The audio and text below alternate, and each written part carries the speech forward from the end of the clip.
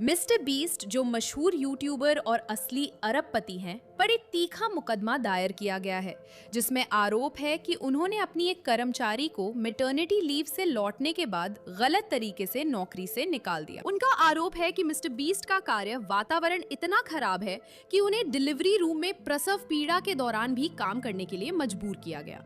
और चौंकाने वाले आरोपों की बात करें तो ये तो बस शुरुआत भर है। ये लॉ एंड क्राइम का स्कैंडल है। मैं सियारा गिलेस्पी हूँ।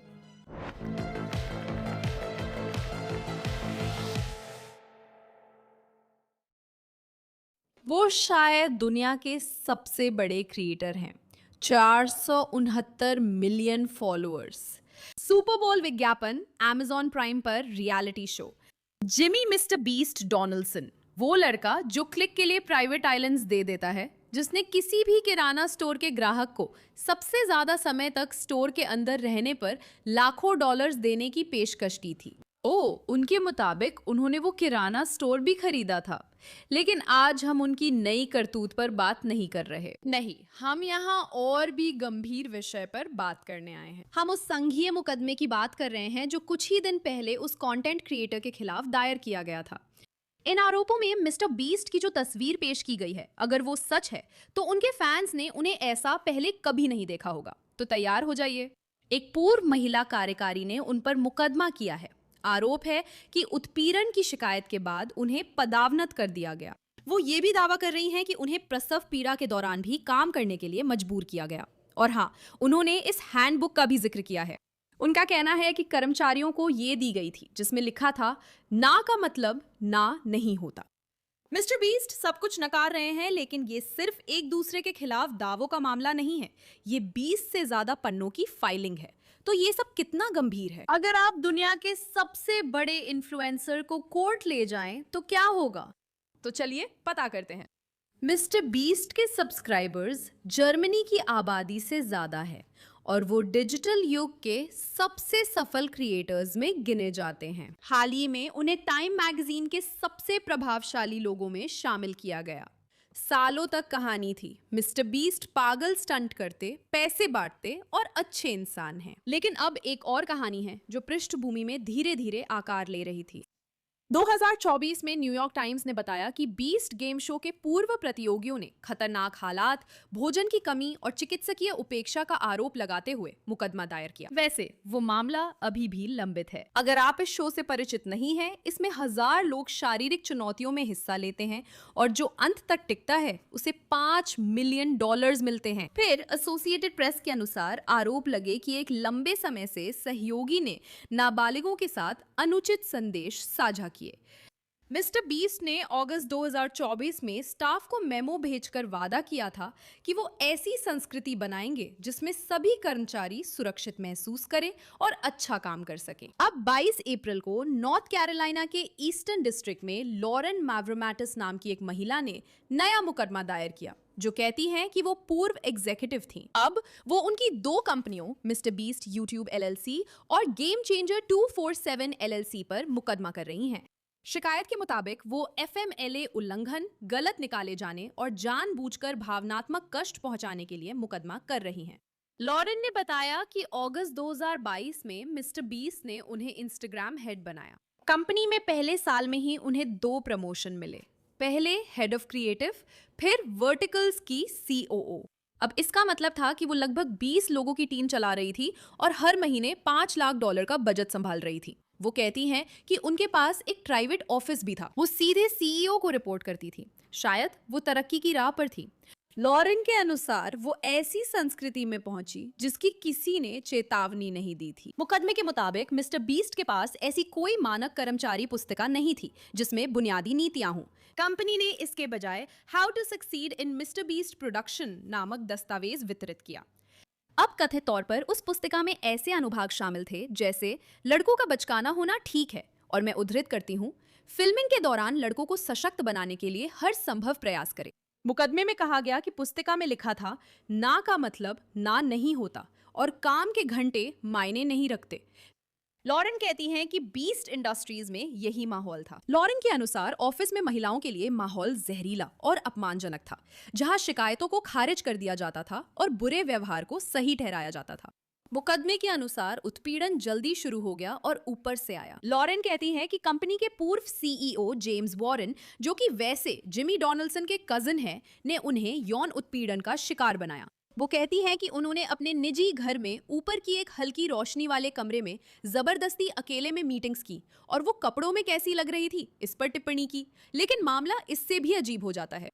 उन्होंने वॉरेन से पूछा कि मिस्टर बीस्ट उनके साथ प्रोजेक्ट्स पर क्यों नहीं काम करेंगे। मुकदमे में आरोप है कि वॉरेन ने कहा, जिमी खूबसूरत महिलाओं के आसपास अजीब हो जाते हैं। मान लीजिए जब आप आसपास होती हैं और वो बाथरूम जाते हैं तो असल में बाथरूम का इस्तेमाल नहीं करते। कंपनी ने इस दावे को मनगढ़ंत बताया है। उन्होंने बताया कि मिस्टर बीस्ट का बार बार बाथरूम जाना क्रोन्स डिजीज के कारण है।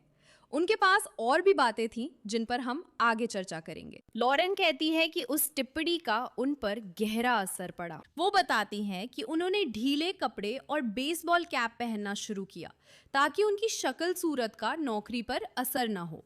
मुकदमे में अन्य अपमानजनक व्यवहार के आरोपों का भी उल्लेख किया गया है। वो कहती हैं कि मिस्टर बीस ने उनसे वीडियो शूट करने से पहले उनके लिए बेर लाने को कहा, जो उन्होंने कभी किसी पुरुष सहकर्मी से नहीं मांगा था। वो बताती है कि एक पुरुष सहकर्मी ने मीटिंग में सवाल पूछने पर उन्हें चुप रहने को कहा। वो ये भी कहती है कि जब उन्होंने एक अमीर पुरुष क्लाइंट की शिकायत की जो उन पर अनचाहा रोमांटिक दबाव बना रहा था, तो वॉरेन ने उनसे कहा कि उन्हें ये अपने लिए सम्मान की बात समझनी चाहिए कि एक अरबपति क्लाइंट उन पर डोरे डाल रहा है। नवंबर 2023 में लॉरेन ने कहा कि वो सब्र खो चुकी थी और ह्यूमन रिसोर्सेज में शिकायत दर्ज करवाई। अब बताइए, एचआर कौन चला रहा था? जिमी डोनाल्डसन की मां सूजन पैरिशर।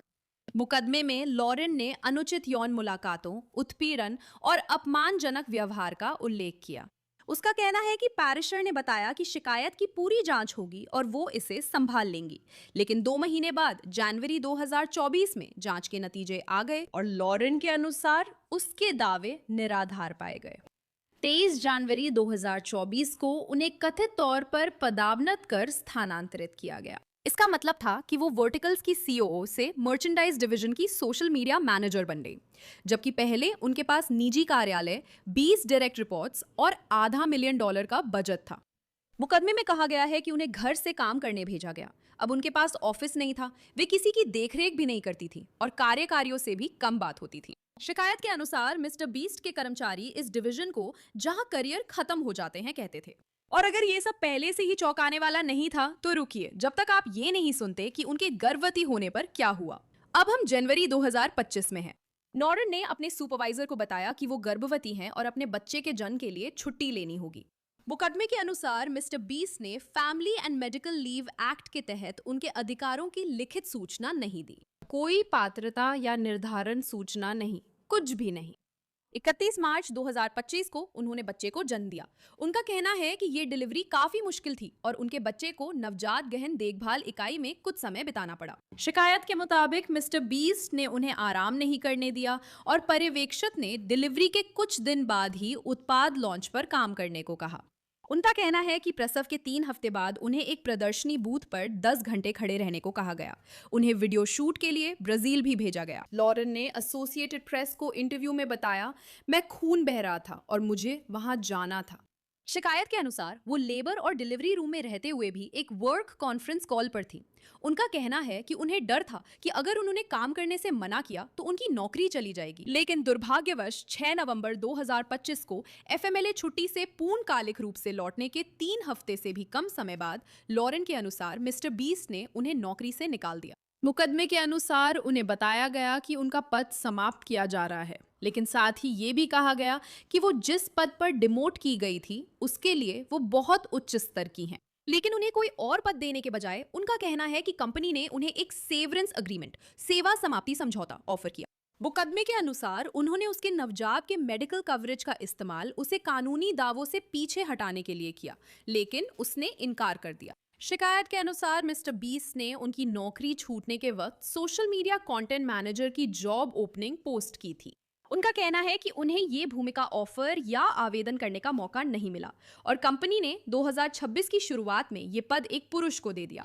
हमने लॉरेन से संपर्क किया, जवाब नहीं मिला, लेकिन मिस्टर बीस्ट की टीम ने बयान जारी किया।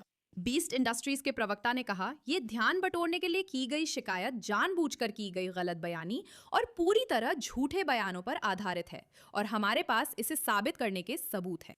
इसके व्यापक सबूत हैं, जैसे स्लैक व्हाट्सएप संदेश, कंपनी दस्तावेज और गवाहों की गवाही जो उनकी बातों को नकारते हैं। हम ऐसे वकीलों के आगे नहीं झुकेंगे जो पैसे ऐंठने झूठे मामले बनाते हैं। कंपनी ने जेम्स वॉरेन की कथित बाथरूम टिप्पणी को भी खास तौर पर बेतुका बताया।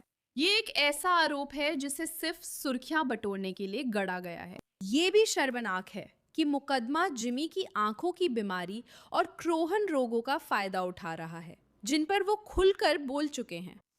डिमोशन के दावे पर कंपनी ने इसे झूठा और गलत बताया। एफएमएलए नोटिस के आरोप पर कंपनी ने उसकी सिग्नेचर वाला स्क्रीनशॉट साझा किया, जिसमें कर्मचारी हैंडबुक और एफएमएलए नीतियों की पुष्टि थी।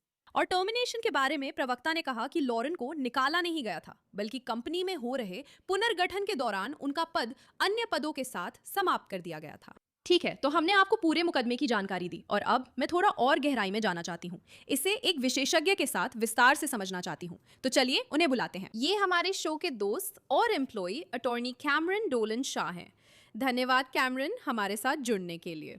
मेरा मतलब है, इस मुकदमे में मैं कई दिशाओं में जा सकती हूँ। आपके विचार क्या है? हाँ, मेरा मतलब है कंपनी में कर्मचारियों के प्रति एक तरह की शत्रुतापूर्ण संस्कृति रही है, बहुत सख्त और परिणाम उन्मुख, जो कि स्टार्टअप्स और सफल संस्थापकों के लिए असामान्य नहीं है। लेकिन जाहिर है इसमें एक सीमा होती है और वो सीमा कानून है, और इस मामले में संघीय कानून है। इनमें से कुछ आरोप तो वाकई बहुत गंभीर हैं। वो वादी जो ये मुकदमा दायर कर रही हैं, उनका आरोप है कि उन्हें काम करना पड़ा। आप जानती हैं, वो डिलीवरी रूम तक प्रेग्नेंट होने के बावजूद काम करती रही। मैंने कभी बच्चा नहीं जन्मा, पर लोगों के अनुसार ये आसान नहीं होता। ये शायद आप जानती हैं, बहुत थका देने वाला होता है, जैसा कि होता है। लेकिन उनके लिए जब वह सचमुच लेबर में थी, तब भी काम करना। मेरा मतलब है, आप इस आरोप के बारे में क्या सोचती हैं? मेरा मतलब है कानून खास तौर पर प्रेग्नेंट महिलाओं की सुरक्षा करता है, जैसा कि उसे करना चाहिए। जो महिलाएं एफएमएलए लीव लेती हैं, फैमिली मेडिकल लीव एक्ट के तहत, ये खास तौर पर इसी के लिए बनाया गया है। एक समाज के रूप में हम अपनी माताओं, अपनी गर्भवती माताओं की सुरक्षा करना चाहेंगे। इसलिए एक महिला और उसके बच्चे के स्वास्थ्य को खतरे में डालना बेहद गंभीर है। और आप जानती हैं, सच कहूँ तो मैं उस उम्र में हूँ जब मैं बच्चों के बारे में सोच रही हूँ। और ये ऐसी चीज़ है जिसके बारे में मेरे बहुत सारे साथी, दूसरी महिलाएं भी सोचती हैं। ये काम को कैसे प्रभावित करेगा? हाँ, मुझे कानूनी रूप से लगभग 3 महीने की मैटरनिटी लीव मिल सकती है, पर क्या उसके बाद मेरी नौकरी सुरक्षित रहेगी? और ऐसा होना चाहिए। लेकिन मेरा मतलब है, इस मामले में वो कहती हैं कि कुछ हफ्तों बाद जब वो वापस आईं तो उनकी नौकरी जैसे गायब ही हो गई थी, छीन ली गई थी। उन्हें पूरी तरह से निकाल दिया गया। तो क्या आप समझा सकती हैं कि ये कैसे होता है? अगर आप मैटरनिटी लीव पर हैं तो नौकरी सुरक्षित होनी चाहिए, है ना? सही है। एफएमएलए में 12 हफ्ते बिना वेतन छुट्टी और बाद में भी कुछ समय तक सुरक्षा मिलती है, जो बहुत लोग नहीं जानते। अगर आपको कोई जटिलता या मेडिकल समस्या है तो नियोक्ता को आपकी सुविधा के लिए व्यवस्था करनी चाहिए। अगर वे ऐसा नहीं करते तो ये fair employment and housing act FEHA का उल्लंघन है। तो लोगों के लिए कई तरह की सुरक्षा है, और मैं जानता हूं कि अपनी नौकरी छिन जाने का डर होना स्वाभाविक है। लेकिन एक वादी के वकील के तौर पर मैं जो लोग ये सुन रहे हैं उन्हें ये भरोसा दिलाना चाहता हूं कि हम जैसे बहुत से लोग हैं, चाहे इसे अच्छा माने या बुरा, और हम उन लोगों का प्रतिनिधित्व करने के लिए तैयार हैं जिन्हें उनके नियोक्ता द्वारा नुकसान पहुंचाया गया है। क्योंकि सच में ये किसी नई माँ के दिमाग में नहीं होना चाहिए। उसे सबसे पहले अपनी सेहत पर ध्यान देना चाहिए और फिर अपने बच्चे की देखभाल पर भी। बिल्कुल सही। तो काम, मेरा मतलब है, हाँ, काम बहुत जरूरी है और हम में से बहुतों के लिए ये हमारी पहचान भी है। और जैसा दिख रहा है, उनका काम भी काफी अच्छा था। लेकिन जिन आरोपों की वो बात कर रही हैं और काम के माहौल में विषाक्तता की, ये सब आरोप अच्छे नहीं लगते। आप उनके दावों पर क्या सोचती हैं? मेरा मतलब है, क्या आपको लगता है कि उनके पास यहाँ एक मजबूत मामला है? हाँ, मुझे लगता है वापसी के 3 हफ्ते बाद ही नौकरी से निकाला जाना और बिना किसी जरूरी समायोजन के काम करवाना गंभीर है। तो वो समयगत निकटता की ओर इशारा कर पाएंगी, यानी उनके निकाले जाने और बच्चे के जन्म के बीच की समयगत नजदीकी। साथ ही मी टू साक्ष्य यानी कंपनी पर कार्यस्थल पर शत्रुतापूर्ण माहौल से जुड़े अन्य दावों का प्रमाण भी पेश हो सकता है, ताकि ये दिखाया जा सके कि मिस्टर बीस्ट की कंपनी में क्या चल रहा था, उसका संदर्भ और माहौल क्या था। अब आप उन आरोपों के लिए रास्ता खोल रहे हैं जो उसने लगाए हैं। वैसे ये पहली बार नहीं है जब हमने ऐसा सुना है। मिस्टर बीस्ट की संस्कृति को लेकर पहले भी अफवाहें थी। इस मुकदमे में उन्होंने साफ कहा कि ये एक बॉयज क्लब है। ये है, आप जानते हैं, मैं एक महिला हूं जो यहाँ काम करती थी, लेकिन यहाँ माहौल ज्यादातर पुरुषों के पक्ष में था। आप जानते हैं, लड़कों जैसा माहौल। ओह, नहीं का मतलब सच में नहीं होता, ऐसा कुछ था। तो क्या ये एक जहरीले कार्यस्थल का पैटर्न दिखाने का अच्छा उदाहरण है? बिल्कुल, ये संस्कृतियां आमतौर पे tech industry, video game industry और अब सोशल मीडिया इंडस्ट्री में भी बहुत फैली हुई हैं, जहां इन कंपनियों का नेतृत्व युवा पुरुष संस्थापक करते हैं, जिनके पास दुर्भाग्यवश अपने कर्मचारियों, खासकर महिलाओं की सही तरीके से देखभाल करने का अनुभव और समझ नहीं होती है। आप जानते हैं, उस पीढ़ी के कई स्टार्टअप्स और लोगों में एक खास मानसिकता होती है। वो है कि पहले चीज़ें तोड़ो और बाद में माफ़ी मांग लो, है ना? तो उनके लिए दुर्भाग्यवश और कर्मचारियों के लिए सौभाग्य से एक हद होती है। कर्मचारियों को अपने अधिकारों के उल्लंघन पर वकील ढूंढने या अधिकारों का इस्तेमाल करने से डरना नहीं चाहिए।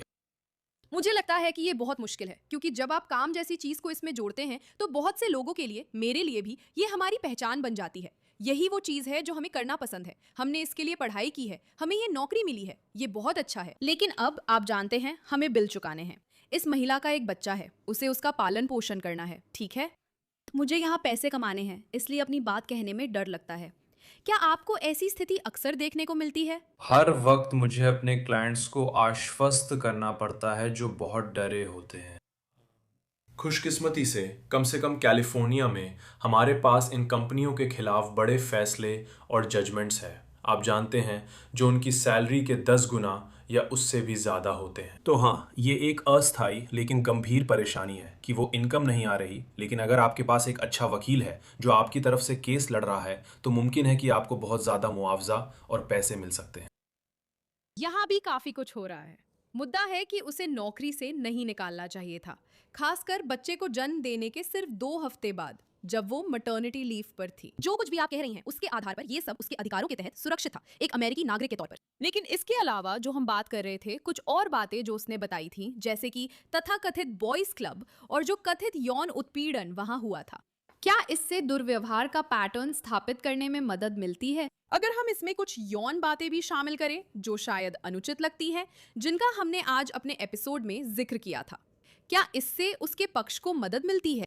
हाँ, अदालत और जूरी सभी तथ्यों की समग्रता को देखेंगे। तो मैं कहूँगा कि कोई एक चीज़ उसके लिए काफ़ी नहीं है, लेकिन अगर सबको मिलाकर देखा जाए और शायद अतिरिक्त गवाहों की गवाही के साथ, तो ये हो सकता है।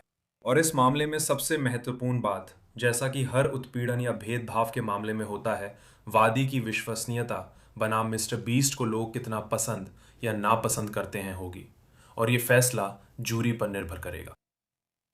ये थोड़ा मुश्किल है ना? मिस्टर बीस्ट यूट्यूब पर लाखों सब्सक्राइबर और अमेज़न पर शो के साथ बहुत लोकप्रिय हैं। लोग उन्हें पसंद करते हैं। आप सही कह रहे हैं। हमारे पास मिस्टर बीस्ट जैसे शानदार कंटेंट क्रिएटर्स हैं जिन्हें बहुत लोग पसंद कर रहे हैं और उन्हें खूब व्यूज मिल रहे हैं। सब कुछ अच्छा चल रहा है, लेकिन शायद उनके पास वो स्कूली शिक्षा या पढ़ाई या, आप जानते हैं, कंपनी चलाने का संस्थागत ज्ञान नहीं है। क्योंकि इन आरोपों में वादी के अनुसार एक हैंडबुक थी जिसमें कुछ अजीब बातें लिखी हुई थी, और मैं यहाँ बस अपने शब्दों में बता रही हूँ। कुछ बातें ऐसी थी जैसे आपके काम के घंटे मायने नहीं रखते, और ना का मतलब हमेशा ना नहीं होता। अगर वो सामने ला सके, जैसे कि स्क्रीनशॉट्स या फिर छपी हुई हैंडबुक, मान लीजिए अगर वो सच में उसके पास है, तो क्या वो भी, आप जानती हैं, काफी गंभीर सबूत माने जाएंगे? बिल्कुल, जब हम केस लेते हैं तो सबसे पहले पर्सनल फाइल, पेरोल रिकॉर्ड्स और कर्मचारी हैंडबुक मांगते हैं, जो नियोक्ता को कैलिफोर्निया कानून के तहत 30 दिनों में देने होते हैं। हम नीतियों की जांच करते हैं कि वे कानून के अनुरूप है या नहीं। तो सिर्फ उन बयानों से ही नीतियां गैर अनुपालन वाली नहीं हो जाती, लेकिन वे निश्चित रूप से उस माहौल और संदर्भ को दिखाते हैं जिससे वह पुरुष प्रधान माहौल में गुजर रही थी। मेरा अगला सवाल है कि ये मामला संघीय अदालत में क्यों था? क्या आप समझा सकती हैं? हाँ, संघीय अदालत में मामला ज़्यादा जल्दी आगे बढ़ता है। मैं कहूँगा कि आपके पास बेहतर जज होते हैं जो राज्य अदालत में भी होते हैं, वे भी बेहतरीन जज होते हैं। लेकिन संघीय अदालत में आपके पास वे होते हैं जिन्हें राष्ट्रपतियों द्वारा चुना जाता है। और साथ ही ये तथ्य भी है कि जिसे हम डाइवर्सिटी ऑफ ज्यूरिसडिक्शन कहते हैं, यानी कंपनी जहां पंजीकृत है और वादी जहां से है, उनके बीच अगर वे अलग राज्यों से हैं तो मामला संघीय अदालत में जाएगा। वादी आमतौर पर चाहते हैं कि मामला राज्य अदालत में चले। ये दिलचस्प कदम है जो वादी के आत्मविश्वास को दिखाता है कि वो खुद मामला संघीय अदालत में ले जा रहा है। ठीक है, सच कहूँ तो वो इन आरोपों के साथ काफी आत्मविश्वासी दिखती है। कल भी मैंने एक खबर की थी जिसमें काइली जेनर पर सिविल मुकदमा चल रहा है और मैंने उस मुकदमे को पढ़ा और मुझे लगा, सच कहूँ तो काइली के खिलाफ जो व्यक्तिगत आरोप लगाए गए हैं, क्योंकि उन्हें प्रतिवादी के रूप में सूचीबद्ध किया गया है, वे थोड़े कमजोर हैं। सही कहा ना? वो तो लगभग है ही नहीं। हाँ, बिल्कुल बिल्कुल। जब मैं इसे देख रही थी तो मुझे लगा, रुको, यहाँ क्या हो रहा है? लेकिन ये वाला मामला थोड़ा अलग है। उसके पास सबूत है, उसके पास, आप जानते हैं, XYZ तारीखें हैं, उसके पास सच में सब कुछ लिखित में है। तो उसकी आत्मविश्वास वहीं से आता है। और मुझे लगता है आपकी बात सही है। हमने शायद पहले के कथित गलत व्यवहार के मामलों के बारे में बात की थी, उन दूसरे लोगों के बारे में भी जो मिस्टर बीस्ट कॉर्पोरेशन में रहे हैं और वहां काम कर चुके हैं। अगर वे सब एक साथ आ जाएं तो क्या इससे केस को मदद मिलेगी? क्या आपको लगता है कि उसके वकील दूसरे पूर्व या यहाँ तक कि वर्तमान कर्मचारियों से भी बात कर रहे हैं? बिल्कुल। और ऐसा तो तब भी हो सकता है जब वे क्लाइंट का केस लेने से पहले ही अपनी खुद की जांच करें कि ये मामला सही है या नहीं। मुझे उम्मीद है कि हर वादी का वकील ऐसा ही कर रहा है। मैंने जो मी टू एविडेंस कहा था वही तो है ना? जहां आप देखते हैं कि और लोग भी वही झेल चुके हैं, चाहे उन्होंने दावा किया हो या नहीं, वे उपयोगी गवाह होंगे। तो हमने यहाँ वादी के बारे में काफी बात की है क्योंकि हम उसकी शिकायत पढ़ रहे हैं। अभी तक हमारे पास यही सबूत हैं, पर मैं कहना चाहती हूँ कि इसका दूसरा पक्ष भी है जहां मिस्टर बीस्ट और उनकी टीम है। बिल्कुल। तो इस बारे में आपके क्या विचार हैं? वो सामने आए हैं और उन्होंने कहा है कि नहीं, इनमें से कुछ भी नहीं हुआ। आप जानती हैं, उन्होंने सभी गलत कामों के आरोपों से इनकार किया है। लेकिन अभी उनकी डिफेंस टीम के अगले कदम क्या है? हाँ, जैसे मैंने कहा, उनके लिए सबसे बुरा है कि टर्मिनेशन और छुट्टी का समय बहुत पास है। ये एक निर्विवाद तथ्य है जिससे उन्हें वाकई निपटना पड़ेगा। अब ऐसे मामलों में प्रतिवादी आमतौर पर प्रदर्शन से जुड़ी समस्याओं की ओर इशारा करते हैं। तो वे कहेंगे कि वो अच्छा प्रदर्शन नहीं कर रही थी, हमने उसे नोटिस दिया था, उसकी उपस्थिति में समस्या थी, उसके साथ और भी कई समस्याएं थी, और उसकी छुट्टी, उसकी प्रेगनेंसी या किसी और चीज, उसके जेंडर से अलग, हम वैसे भी उसे नौकरी से निकालने वाले थे। इसे साबित करना मुश्किल होगा। वादी शुरू में अपना मामला पेश करेगा, फिर जिम्मेदारी प्रतिवादी पर आ जाएगी और प्रतिवादी को ये दिखाना होगा कि इन सब चीज़ों से अलग हम वैसे भी वही फैसला लेते। मुझे यहाँ ऐसा मामला नज़र नहीं आता। मेरा मतलब है, ये थोड़ा मुश्किल था क्योंकि उन्हें जल्दी प्रमोशन मिला था, उनके पास बड़ी जिम्मेदारी थी और वो इंस्टाग्राम पर वर्टिकल वीडियोस बना रही थी। और जो भी मिस्टर बीस्ट को देखता है, मेरा मतलब है, जाहिर है कि उनके यूट्यूब पर बहुत कुछ है, लेकिन हम सब अपने फोन पर स्क्रॉल करते हुए हम हमेशा उन वीडियोस को ही देखते रहते हैं। वे इसके लिए काफी हद तक जिम्मेदार हैं। शायद उनकी कमाई के बड़े हिस्से के लिए भी वही जिम्मेदार थी। अब अचानक, ओह, वैसे भी हम वो पोजीशन हटाने वाले थे। इसे साबित करना थोड़ा मुश्किल होगा, खासकर अगर उनकी तरफ से आरोप हैं, अगर कोई डिपोजिशन या दूसरे कर्मचारियों की गवाही आती है, पूर्व या वर्तमान कर्मचारी जो आगे आकर कहें मेरे साथ XYZ हुआ था। तो मेरा मतलब है, अगर हमारे पास सबूत है कि जब वो मैटरनिटी लीव से लौटी और 3 हफ्ते बाद ही उन्हें निकाल दिया गया या पद खत्म कर दिया गया, क्या कोई और कदम है जो वो एक प्रतिवादी के रूप में खुद का बचाव करने के लिए उठा सकते हैं? अगर उसकी नज़र से देखें तो उम्मीद है कि छुट्टी के दौरान कोई आंतरिक ईमेल नहीं होगा जिसमें लिखा हो कि उसे निकालना है। सही है। और अब इस केस का अगला चरण डिस्कवरी फेज होगा, जिसमें दस्तावेजों का आदान प्रदान किया जाएगा। और यही पहली चीज़ है जो मैं वादी के वकील के तौर पर मांगूंगा, और यही पहली चीज़ है जिसे मैं प्रतिवादी के तौर पर देने से बचने की कोशिश करूंगा। इस पर कोर्ट में लड़ाई हो सकती है, यही डिस्कवरी की बुनियादी प्रक्रिया है। अगर इस ओर इशारा करने वाला कोई आंतरिक संचार है तो मिस्टर बीस्ट के लिए समस्या होगी। ठीक है, मुझे इसके बारे में पूछना ही पड़ेगा क्योंकि मैं बहुत जिज्ञासु हूँ। जैसे उदाहरण के लिए लॉ एंड क्राइम में हम मुख्य रूप से स्लैक के जरिए बातचीत करते हैं। मुझे पता है कि बहुत से लोग स्लैक या टीम्स का इस्तेमाल करते हैं। हमारे पास ईमेल्स भी हैं, लेकिन ज्यादातर बातचीत स्लैक पर ही होती है। हालांकि मेरे पास लगभग सभी सहकर्मियों के फोन नंबर हैं। मैंने उन्हें कई बार मैसेज किया है, शायद कभी कभी कॉल या फेस टाइम भी किया है, जो भी जरूरत पड़ी हो। क्या वे मिस्टर बीस्ट के पर्सनल फोन से भेजे असली मैसेज मांग सकते हैं जब वे कर्मचारियों से बात कर रहे हों? अगर ये केस से जुड़ा है, अगर ये वादी से जुड़ा है तो बिल्कुल मांग सकते हैं। Slack, teams, zoom, WhatsApp, Telegram, ये सारी चीज़ें डिस्कवरी के दायरे में आती हैं। इसीलिए लोगों को सावधान रहना चाहिए। आप जानते हैं, लोग सोचते हैं कि लिखना बस इतना है कि मैंने ईमेल में लिखा या कोई चिट्ठी भेजी या ऐसा कुछ किया। नहीं, ये वो सब कुछ है जो आप डिजिटल रूप से भी लिखते हैं। हाँ, वादी के वकील ये मांग करेंगे। मुझे उम्मीद है कोर्ट में इस पर बहस होगी। मिस्टर बीस्ट के वकील प्राइवेसी की दिक्कत बताएंगे, पर यह डिस्कवरी का शुरुआती दौर है। हे भगवान, ये सोचकर ही मेरा पेट घबरा जाता है। मुझे अपने मैसेजेस देखने पड़े और हमारे पास ये आरोप भी हैं कि उनके साथ भेदभाव हुआ क्योंकि वो महिला और माँ है। लेकिन फिर ये भी आरोप हैं कि वहाँ एक बड़ा बॉयज क्लब है, काम करने का माहौल भी ऐसा ही है, यौन दुर्व्यवहार के आरोप भी हैं, वगैरह वगैरह। तो अगर उन्हें मान लीजिए उसकी चैट्स या उसके स्लैक या फिर ईमेल्स देखने की अनुमति मिल जाती है, जो भी हो, वो लोग कहेंगे हम इस जानकारी की तलाश कर रहे हैं। आप जानते हैं मैटरनिटी लीव के बारे में, क्या उसने उस पर कोई टिप्पणी की थी? अगर उन्हें गलती से यौन दुर्व्यवहार से जुड़ी आपत्तिजनक चीज मिल जाए, क्या वे उसका इस्तेमाल कर सकते हैं? बिल्कुल, शिकायत में इससे जुड़े दावे किए गए हैं। अगर उन्हें कोई चीज मिलती है जो वादी से नहीं पर किसी और के यौन दुर्व्यवहार से जुड़ी है और मीटू सिद्धांत में आती है, तो वे शायद उसे भी पेश कर सकते हैं। फिर से डिस्कवरी को लेकर कोर्ट की एक और लड़ाई वकीलों के लिए ये बहुत मजेदार होती है। ये व्यन था। अगर ये यौन दुर्व्यवहार से नहीं बल्कि किसी और दुर्व्यवहार से जुड़ा है जो इस मामले से असंबंधित है, तो इसे पेश नहीं किया जाएगा। लेकिन वकील उस व्यक्ति से संपर्क कर अलग मामला दर्ज करने की बात नोट कर लेंगे। ओह वाह! जब मैं कभी-कभी काम के लिए कोर्ट के दस्तावेजों में मैसेज पढ़ती हूँ, तो मुझे अच्छा लगता है। मैं सोचती हूँ, लोग क्या बात कर रहे हैं और बंद दरवाजों के पीछे क्या चल रहा है। मैं सब जानना चाहती हूँ।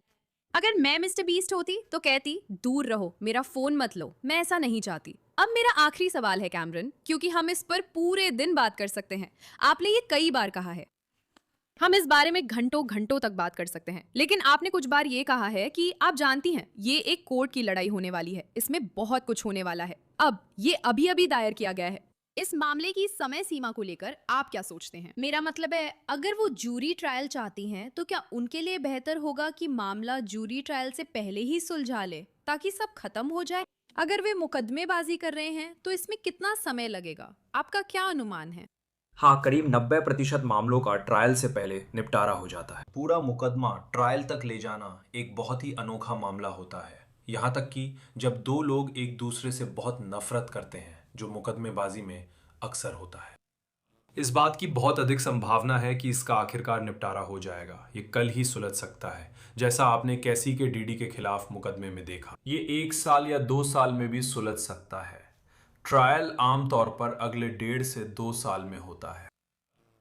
मुझे हैरानी होगी अगर ये ट्रायल तक गया। आमतौर पर एक पक्ष जानकारी और दस्तावेज देखने के बाद कहता है मेरा केस मजबूत है या कमजोर है। वे समझौता करने का फैसला करते हैं। अगर दोनों अपनी जगह अड़े रहें तो अगले कुछ सालों में ट्रायल हो सकता है।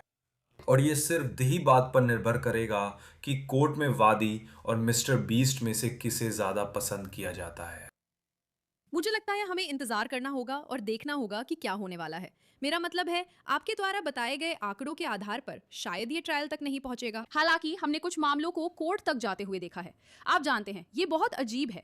जॉनी डेप बनाम एम्बर हर्ड का मामला था। बहुत कुछ हो रहा है, तो आप कभी नहीं जान सकते कि क्या हो सकता है। कोई नया अपडेट होने पर हम आपको फिर से बुलाएंगे। कैमरन, स्कैंडल में शामिल होने के लिए धन्यवाद। मुझे बुलाने के लिए धन्यवाद। मैं इसकी सराहना करता हूँ। और यहीं पर आज के स्कैंडल एपिसोड का अंत होता है। अगर आपको ये पसंद आया और आप और देखना चाहते हैं तो सोशल मीडिया पर मुझसे जुड़े। आप मुझे इंस्टाग्राम जैसी जगहों पर पा सकते हैं। आज का स्कैंडल एपिसोड देखने के लिए धन्यवाद। मैं आपकी होस्ट सियारा गिलेस्पी हूँ। अगली बार फिर मिलूंगी।